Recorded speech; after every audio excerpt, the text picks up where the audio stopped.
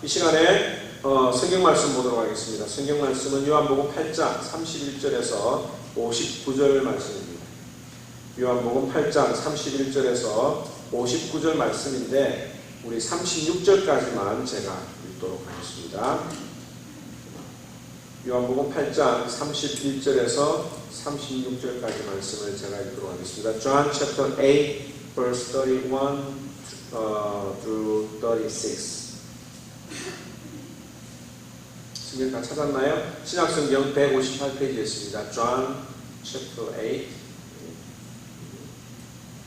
제가 읽겠습니다. 그러므로 예수께서 자기를 믿은 유대인들에게 이르시되 너희가 내 말에 거하면 참 내 제자가 되고 진리를 알지니 진리가 너희를 자유케 하리라.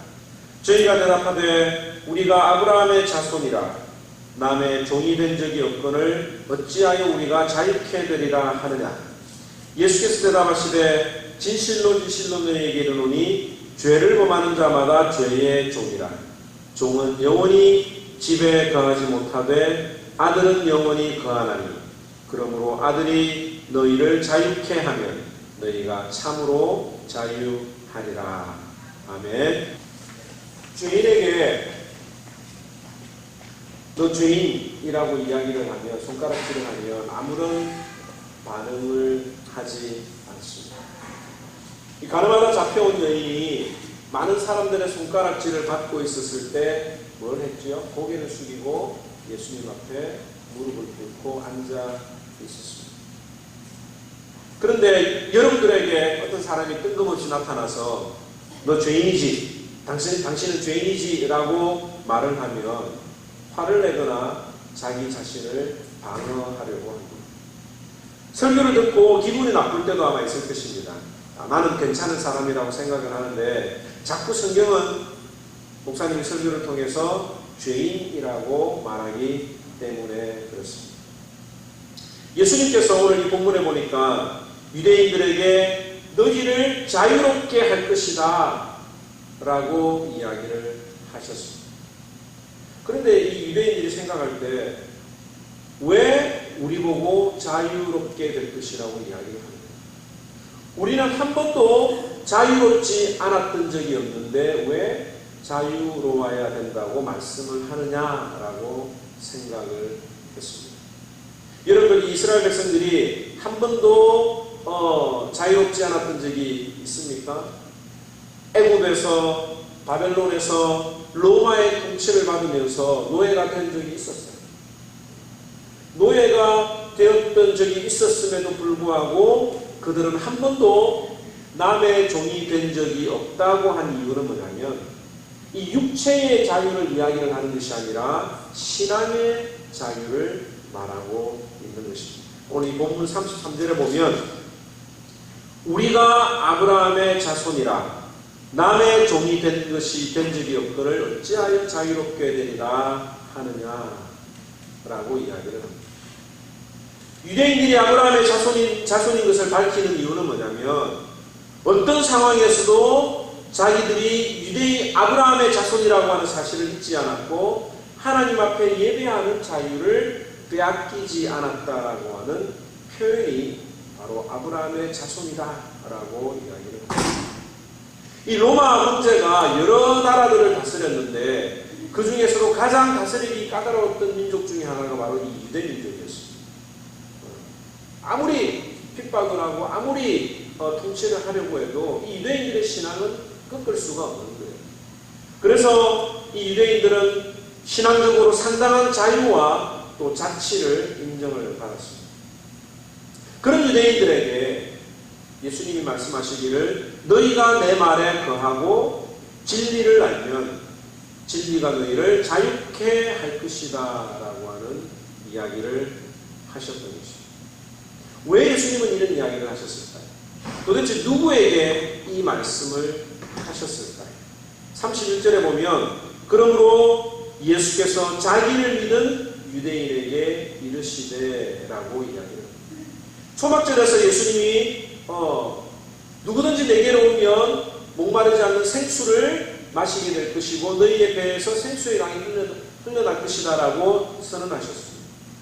또 나는 세상의 빛이라고 하는 메시지를 전하셨습니다.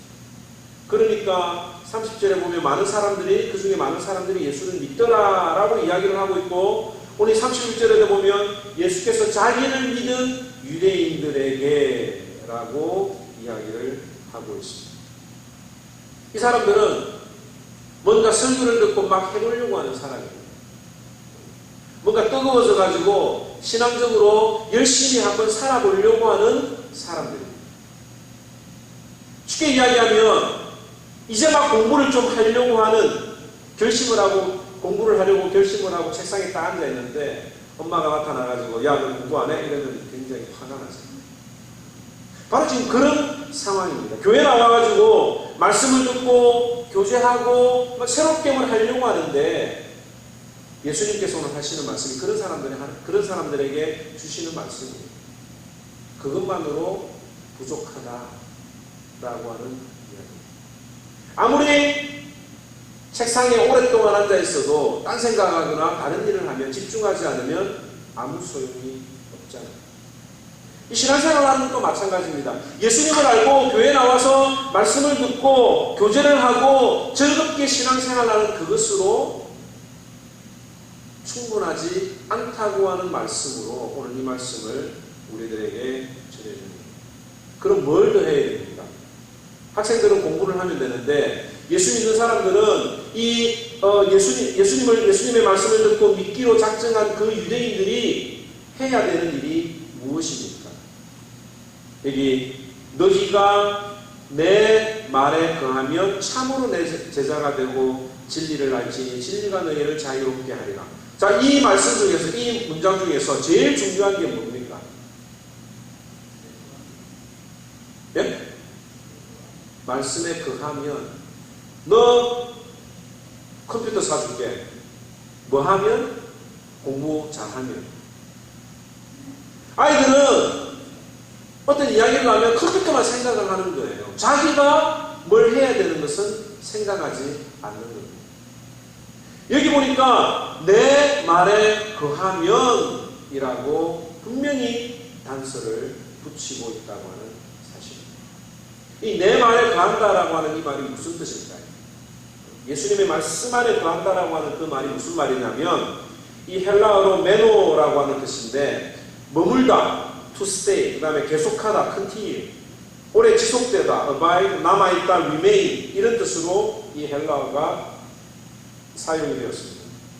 그러니까 주님 안에 거한다라고 하는 말은, 주님의 말씀 안에 거한다라고 하는 말은 주님의 말씀 안에 계속 오랫동안 머물러 남아있다라고 하는 뜻입니다. 좀 더 쉽게 표현을 하면 예수님의 말씀 안으로 이사를 가는 거예요. 내가 붙들고 있는 가치관, 내가 가지고 있는 생각, 신념, 모든 것들을 다 작별 인사를 하고 새로운 신념, 새로운 사상, 새로운 믿음 안으로 이사를 옮기라고 하는 말이 바로 주님의 말에 거한다라고 하는 말입니다. 여러분들, 아브라함의 자손이라고 했던 그 자손임을 아주 자랑스럽게 생각했던 이스라엘 백성들이, 그 아브라함이 어디에 있다가 나왔습니까? 갈대아 우르에서 나왔잖아요. 왜 하나님께서 아브라함을 갈대아 우르에서 나오게 하셨는가? 고향도 친척도 가족의 집을 떠나 낯선 곳으로 이사를 해야 했던 이유는 뭐냐면, 그 아브라함에게 익숙했던 모든 것들을 떠나야만 새로운 약속을 받을 수 있었기 때문입니다. 그게 계속 있으면 하나님의 말씀이 들어가지는 않는 거예요. 우리는 세상에 대해서 아주 익숙합니다. 세상이 편해요. 세상의 방식이 훨씬 더 편합니다. 주면 주는 대로 받고, 또 계산하면 계산하는 대로 내가 취하면 되는 거예요. 그런데 성경은, 예수님은 새로운 곳으로 이사를 오라고 합니다. 여러분들 미국 땅에 처음 왔을 때 한번 생각을 해보세요. 언어도 잘 통하지 않는 이 미국 땅에 정착을 할 때 얼마나 두려웠습니까? 공항에서 영어를 알아들어야 되는데 들리지도 않는데 초인적인 힘을 발휘해가지고 그 짧은 순간 그 영어를 들으려고 몸부림을 쳤던 그 공항에서 이 비행기를 놓치면 어떻게 하지라고 하는 어떤 그런 공포감을 아마 여러분들이 느낄 것입니다. 그런데 우리가 이 땅에 살아도 낯선 곳으로 이사를 하면 두려운데 예측할 수 없는 새로운 영적 세계로 들어오라고 하는 그 말이 얼마나 두렵겠는가라고 하는 말입니다. 세상 사람들은 이렇게 생각하죠. 예수 믿으면 교회 나가면 집도 잃어버리고 재산도 잃어버리고 가족도 잃어버리고 친구도 잃어버리고 심지어 개인의 자유까지 잃어버리는 그래서 예수에게 미치는 것이 두려운 그런 사람들이 많이 있습니다. 그래서 이 세상과 교회의 양쪽에다 한 발씩 걸쳐놓는 사람들이 있는 거예요. 바로 오늘 그 사람들에게 오늘 예수님이 말씀하는 거예요. 완전히 이사하지 못하는 자들, 유대인들에게 오늘 우리들에게 주시는 말씀, 진리가 우리를 자유케 하리라. 주님 안에 거하는 자, 주님의 말씀 안에 거하는 자, 주님의 말씀 안에 완전히 새롭게 이사한 자들은 죄로부터 자유할 수가 있습니다. 34절에 보면 예수께서 대답하시되 진실로 진실로 너희에게 이르노니 죄를 범하는 자마다 뭐라고요? 죄의 종이라고 이야기를 하고 있습니다. 이스라엘 백성들은 세상의 어떤 나라와 군왕들이 자신들을 통치하고 지배해도 결코 아브라함의 자손인 것을 잊은 적이 없다고 이야기를 했습니다. 그리고 아브라함의 자손처럼 아브라함이 하나님을 섬겼던 것처럼 하나님께 예배할 수 있는 자유가 있다고 생각을 했습니다. 그런데 예수님께서는 죄로 해방되지 않으면 자유로울 수 없다고 이야기합니다. 유대인들의 종교적인 열심은 굉장히 대단했습니다. 아무리 포로로 끌려가도 다른 나라들이 지배를 해도 그 신앙을 버리지 않았고 그들의 신앙을 꺾을 수가 없습니다. 그런데 문제는 그들에게 있는 죄 문제를 해결하지 못했다고 하는 점입니다. 아무리 예배를 드릴 자유가 있다 하더라도 죄 문제를 해결하지 못하면 결코 자유로울 수가 없습니다. 혹시 우리들 가운데 마음에 죄를 품고 있는 분들이 있다고 하면 얼마나 이 예배드리는 이 순간에도 마음이 괴롭습니다. 그 마음이 자유롭지 못하는 거예요. 아니, 예배드릴 때는 잠깐 죄 용서를 받는 것 같고 위로를 받는 것 같지만 다시 교회를 떠나가면서 죄를 집니다. 그리고 또 이렇게 자신을 위로하기도 하죠. 이러면 안 되는데 어쩔 수가 없었어. 다른 사람들도 다 하는데 나라고 별 수 있나? 라고 하는 이런 이야기를 하면서 자기 자신을 위로하는 거예요. 유대인들이 이번에는 예수님의 말씀을 듣고 많은 사람들이 예수님을 믿었습니다. 잠시 예수님의 말을 듣고 믿고 싶은 마음이 들었지만 또 집에 돌아가면 옛날 모습 그대로 생활하실 것을 예수님께서는 아셨던 거예요. 그것만으로는 충분하지 않다라고 말씀을 하시면서 35절에서 36절에 종은 영원히 집에 거하지 못하되 아들은 영원히 거하나니 그러므로 아들이 너희를 자유케 하면 너희가 참으로 자유하리라고 말씀을 하는 겁니다. 왜 이사를 안 하고 있느냐? 왜 아직도 죄의 종노릇을 하고 있느냐? 죄의 종노릇을 하고 있는 한 우리는 아버지의 집에 거할 수 없다라고 하는 거예요. 여러분, 천국에는 누가 갑니까? 죄 있는 사람은 한 사람도 갈 수가 없습니다.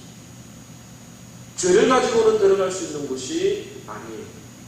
그런데 어떻게 해야 죄의 종노를 하지 않을 수 있는가? 바로 말씀 안에 거하는, 말씀대로 순종하는 삶, 그것이 바로 제자가 되는 삶이요, 그것이 바로 죄로부터 자유할 수 있는 삶이라고 하는 거예요.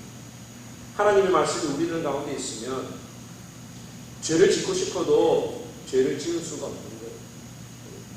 말씀이 우리들의 마음속에 충만해야 그 말씀이 우리가 나쁜 짓을 할 때마다 자꾸 기억이 나고 생각이 나게 해야 죄를 짓지.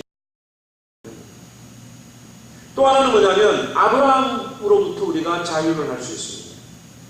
예수님이 진리를 알지니 진리가 너희를 자유케 하리라 하고 하는 이야기를 하니까 계속 이 유대인들이 아브라함을 자꾸 들고 있는 겁니다. 33절에 보면 우리가 아브라함의 자손이다. 37절에도 나도 너희가 아브라함의 자손인 줄을 아노라. 39절에 우리 아버지는 아브라함이라고 계속 이야기를 하는 겁니다. 왜 아브라함의 자손이라고 하는 것이 그렇게 중요할까요? 왜 유대인들에게는 이 아브라함의 자손이라고 하는 것이 얼마나 중요했길래 예수님이 하는 그 말마다 자신들이 아브라함의 자손이라고 이야기를 했습니다. 이것은 창세기 12장에 나타난 아브라함과의 언약을 우리가 생각을 해요. 창세기 12장 2절에서 3절에 보면 내가 하나님이 너로 큰 민족을 이루고 아브라함에게 복을 주어 너의 이름을 창대케 하리라. 너는 복의 근원이 될지라. 너를 축복하는 자에게는 내가 복을 내리고 너를 저주하는 자에게는 내가 저주하리니 땅의 모든 족속이 너를 인하여 복을 얻을 것이니라. 또 하나님이 아브라함과 언약을 맺어 주셨던 사건이 있습니다. 아브라함의 자손이 된다라고 하는 이 말은 뭐냐면 하나님의 아들이 된다라고 하는 거예요. 뿐만 아니라 하나님이 아브라함을 통해서 복을 주시겠다라고 하는 그 복을 받는 그 축복의 유산을 물려받는 것을 의미하기 때문에 그들에게 아브라함의 자손이라고 하는 것은 너무너무 중요한 사실이었습니다. 쉽게 이야기하면 유대인들은 자기들은 벌써 이사를 왔대요. 하나님의 백성이 이미 되었다고 말을 하는 겁니다. 왜 그렇게 주장을 하냐면 바로 그들이 아브라함의 혈통이기 때문에 그런 겁니다. 42절에 보면 우리가 음란한 데서 나지 아니하였고 라고 하는 말씀이 있는데 이건 우리가 아브라함의 적법한 아브라함의 후손이라고 하는 뜻입니다. 그렇기 때문에 이 이스라엘 백성들에게는 이 문제가 굉장히 중요했던 겁니다.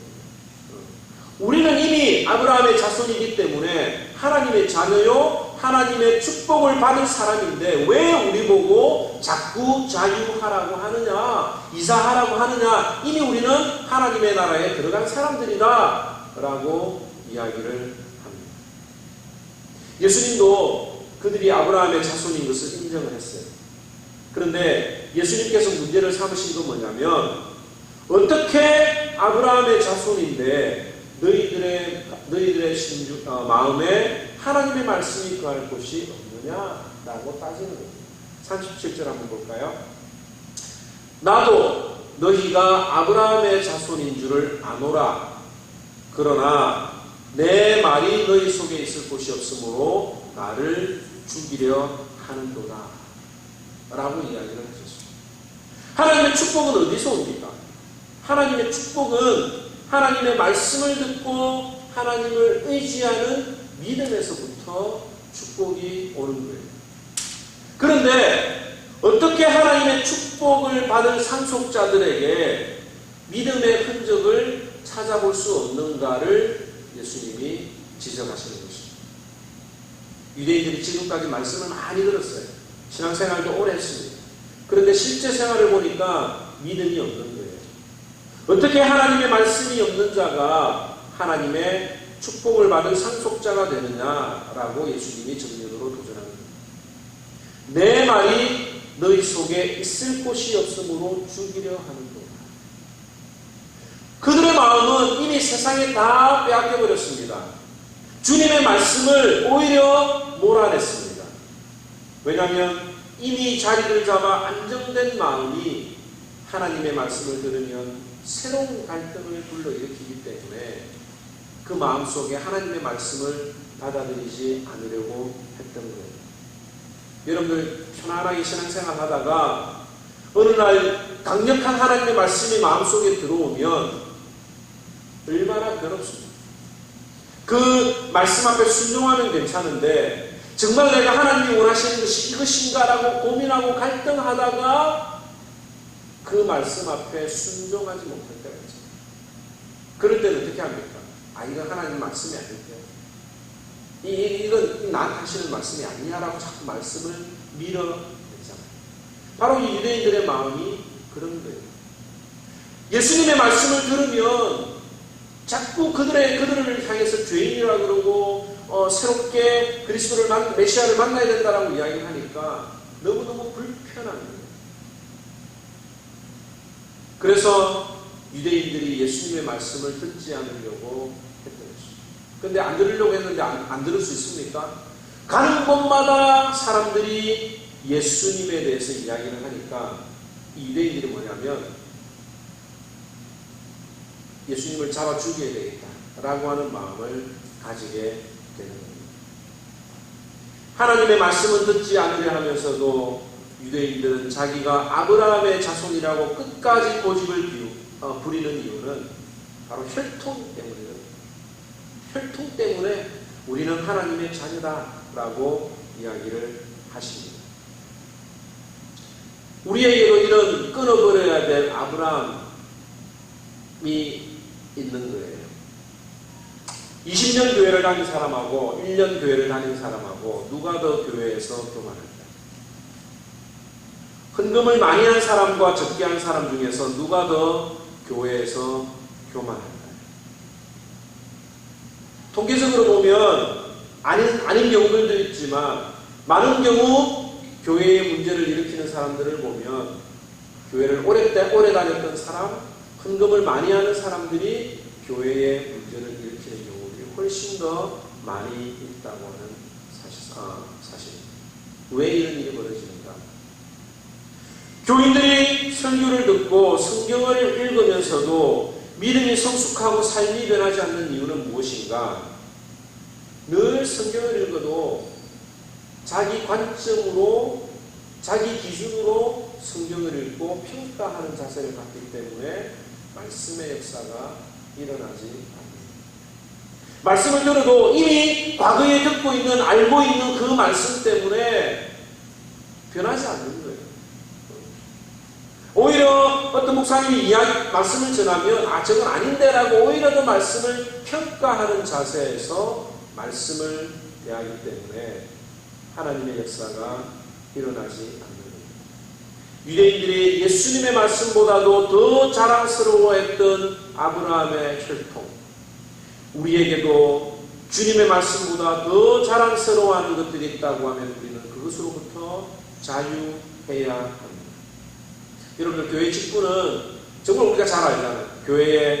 주님의 교회를 섬기기 위해서 있는 건데, 이 목사나 장로나 집사가 이 직분 때문에 얽매일 때가 많이 있습니다. 우리 교회에 감사한 건 우리 어른들이, 집사님들이 아이들하고 놀아주는 모습을 볼 때마다 얼마나 제가 기분이 좋은지 모릅니다. 또 일꾼이 없어서 그럴 수도 있겠지만 많은 분들이 눈에 이미 보이기만 하면 서로 팔을 긋고 돕는 모습들이 너무너무 아름다워요. 체력이 딸리거나 또 건강이 약해서 하지 못하는 경우를 제외하고서라도 누구든지 대접받는 것보다는 섬기는 것이 훨씬 더 편한 우리가 되어야 할 것입니다. 진리가 우리를 자유케 하면 또 하나 마귀로부터 우리가 자유롭게 된다고 하는 점입니다. 왜 우리가 예수님의 말씀을 듣고도 그 말씀 안에 거하지 못하는가? 44절을 한번 다 같이 읽어보도록 하겠습니다. 44절 함께 읽도록 하겠습니다. 시작. 너희는 너희 아비 마귀에게서 났으니 너희 아비의 욕심을 너희도 행하고자 하느니라. 저는 처음부터 살인한 자요 진리가 그 속에 없으므로 진리에 서지 못하고 거짓을 말할 때에 다 제 것으로 말하니 이는 저가 거짓말쟁이요 거짓의 아비가 되었음이니라.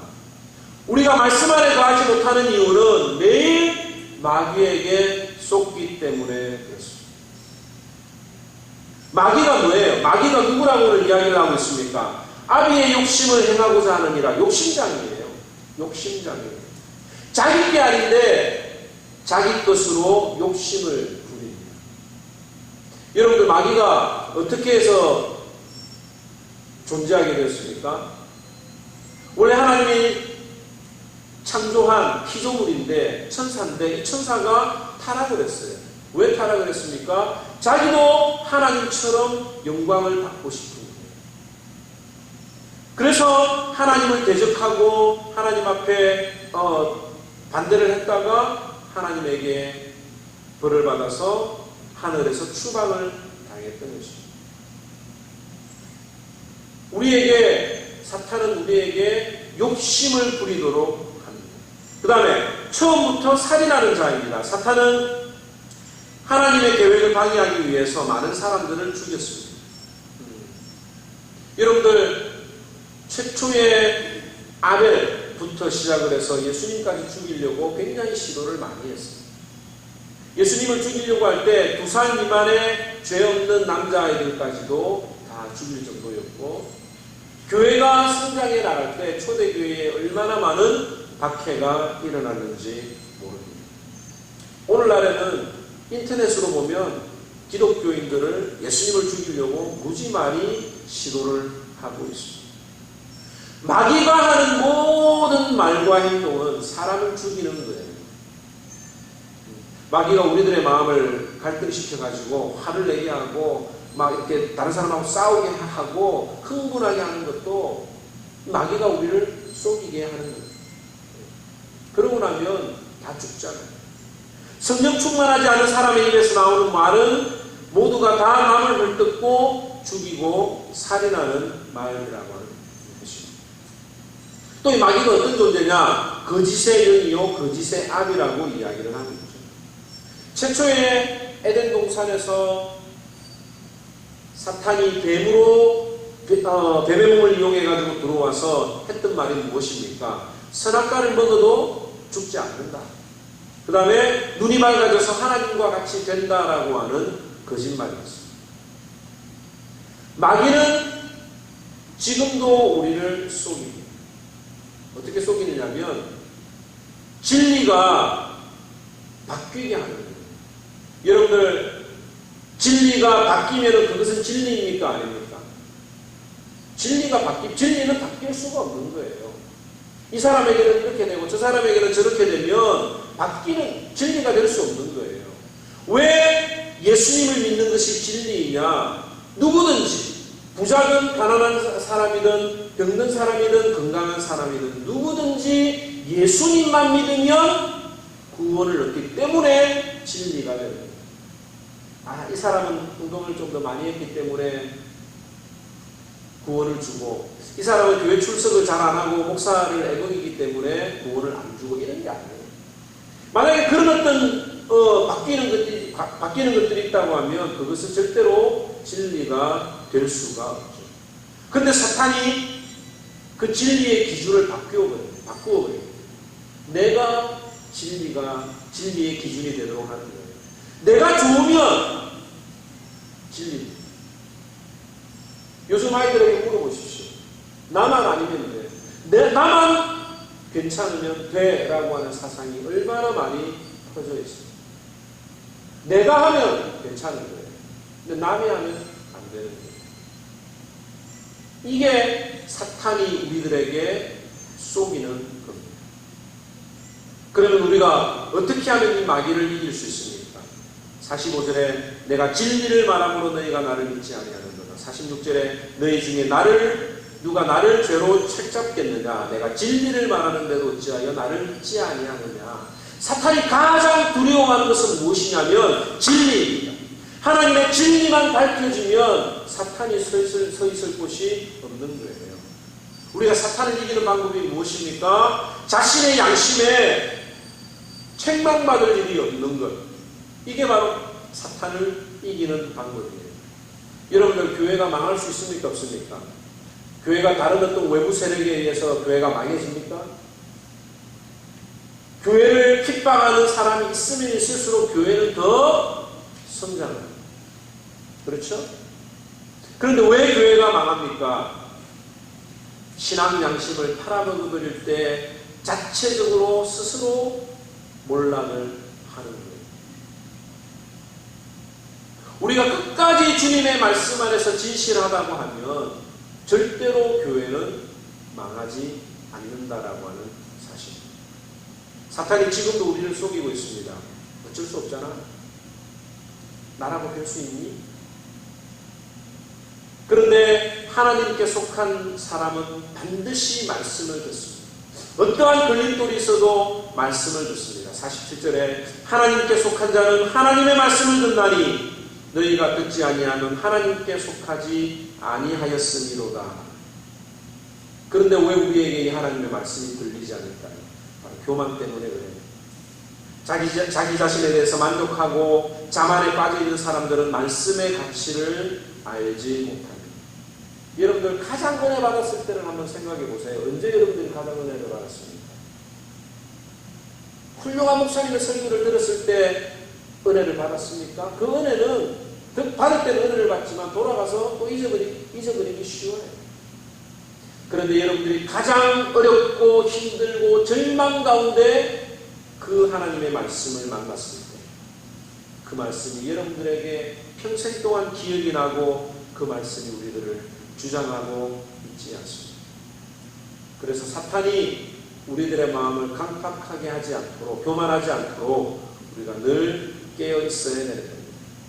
그런데 이 말을 들은 유대인들이 예수님에게 뭐라고 이야기를 하느냐면 너는 사마리아 사람이며 귀신 들린 자가 틀림이 없다라고 이야기를 합니다. 48절에 보면 유대인들이 대답하여 가로되 우리가 너를 사마리아 사람이라 또는 귀신 들렸다 하는 말이 옳지 아니하냐. 52절에 유대인들이 가로되 지금 내가 귀신 들린 줄을 안다. 예수님이 이런 이야기를 하니까 귀신 들렸대요. 사마리아 사람이래요. 미친 사람이고 사마리아 사람처럼 상종할 가치가 없는 사람이라고 그 사람들의 태도가 돌변해 버렸습니다. 그 이유는 바로 51절 말씀 때문에 그래요.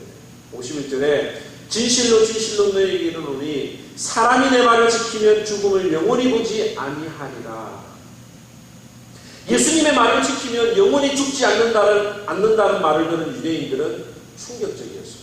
52절과 53절에 보면 유대인들이 가로되 지금 내가 귀신 들린 줄을 아노라. 아브라함과 선지자들도 죽었거늘 내 말은 사람이 너의 말을 지키면 죽음을 영원히 맛보지 아니하리라 하니 너는 이미 죽은 우리 조상 아브라함보다 크냐? 또 선지자들도 죽었거늘 너는 너를 누구라 하느냐? 유대인들이 예수님을 미쳤다고 하면서도 받아들이지 않았던 이유는 이 죽음을 문자 그대로만 생각했기 때문에 그렇습니다. 이 유대인들이 가지고 있었던 한계는 뭐냐면 그들의 조상이었던 아브라함이 죽었던 것처럼 모든 사람은 다 죽을 수밖에 없다라고 하는 한계를 가지고 있었습니다. 이 죽음이라고 하는 게 뭐예요? 호흡이 중지되고 영혼과 육체가 분리되는 것. 이게 바로 육체적인 죽음입니다. 그런데 이 육체적인 죽음뿐만 아니라 사회적인 죽음도 있어요. 유대 사회에서 사마리아 사람들은 완전히 매장이 되었고 그들과 교류를 하지 않았습니다. 이게 바로 사회적으로 죽음을 당한 것이요. 그런데 더 무서운 죽음이 있는데 그 죽음은 뭐냐면 영원한 생명의 근원이신 하나님으로부터 끊어지는 것, 분리가 되는 것. 이것이 바로 더 무서운 죽음이라고 하는 것입니다. 그런데 예수님의 말에 거하면, 주님의 말씀 안에 거하면 영원한 생명을 얻을 것이다 라고 예수님이 말씀하셨습니다. 우리도 다 육체적인 죽음을 맞이합니다. 그런데 육체적인 죽음으로만 끝나는 것이 아니라 그 죽음을 통해서 영원한 하나님의 생명 가운데 들어가기 때문에 영원한 죽음을 맛보지 않는다라고 하는 사실을 유대인들이 알지 못했습니다. 여러분들 죽음이 두려우십니까? 예수님의 말씀 안에 거하는 자들은 죽음이 두렵지 않는 자들입니다. 이 죽음이라고 하는 건 이 땅에서 천국으로 가기 위한 하나의 방법이에요.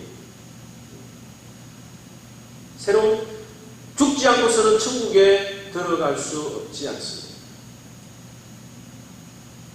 그래서 예수 믿는 사람들은, 정말 주님의 말씀 안에 거하는 자들은 누가 총을 들이매고 죽을래, 예수 믿을래, 살래라고 이야기를 하면 다 예수님을 믿겠다라고 이야기를 하는 거예요.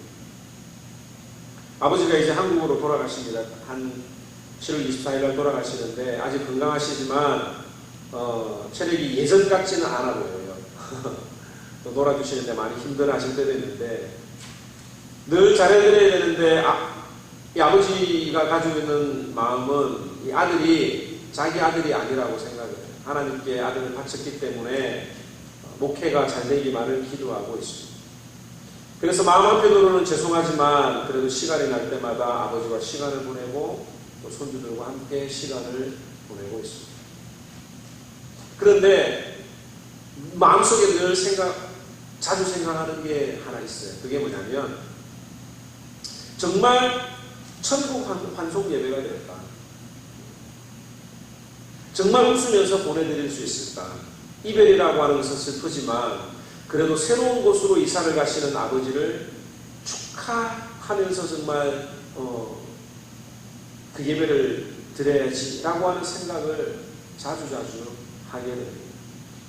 여러분들, 죽음은 갑자기 찾아오는 거예요. 그런데 우리가 주님의 말씀 안에 거하면 영원한 생명을 소유하는 것이 얼마나 기쁘고 감사한지 모릅니다. 이 주님의 말씀 안에 거하는 자만이 죽음을 끝으로 생각하지 아니하고 그 죽음 안에서 자유로울 수가 있는 것입니다. 오늘 이 말씀을 통해서 저와 여러분들이 더욱더 주님의 말씀 안에 거하는 저와 여러분들이 되기를 축원합니다. 주님의 말씀이 충성하라, 사랑하라, 용서하라, 희생하라 고 말씀하시면 그 말씀 앞에 순종하시기 바랍니다. 그것이 바로 제자의 삶이며 진정한 자유를 얻는 자들의 모습이라고 하는 것입니다. 진리를 알지 진리가 너희를 자유롭게 하리라. 기도하겠습니다.